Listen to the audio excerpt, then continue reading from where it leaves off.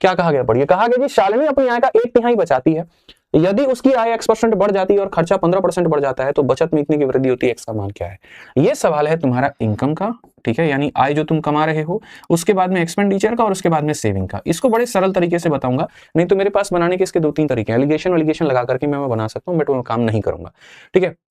कहा गया शालिनी अपने आय का 1/3 बचाती है। कोई भी इंसान धरती का अगर पैसा कमाता है ना, तो 2 चीजें करता है, या तो वो मेरे भाई खर्च करता है या तो वो मेरे भाई सेव करता है। तो कहा गया मेरे भाई अपनी आय का 1/3 बचाती है, ठीक है, यानी जो सेव करती है यहां पर वो कितना करती है, तो सेव यहां पर 1/3 करती है अपने इनकम का। इस इनकम को मेरे भाई यहां से अगर आप हटा दो तो आप कहोगे सर कि 3 रुपए में 1 रुपए की मेरे भाई सेविंग है, यानी अगर 3 रुपए का मेरे भाई यहां पर है तो सेविंग हमारा 1 का होगा तो खर्चा हमारा 2 का होगा।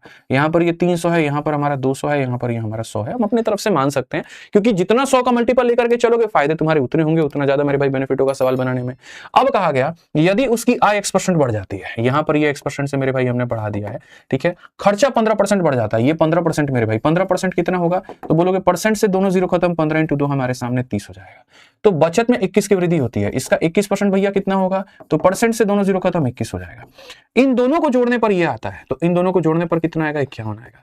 51 300 का कितना परसेंट है, 17% दिख रहा है, नहीं तो फिर भी कैलकुलेट करना है तो सर 51 बटे में यहाँ पर 300 × 100 कर दीजिए, तो बोलेगे सर यहाँ पर जो है 17% से बढ़ा है, डी आंसर है। एकदम बढ़िया से मक्खन की तरह एक ही यहाँ पर अप्रोच लगा, उससे बना लो आसानी से, बात खत्म हो जाएगा।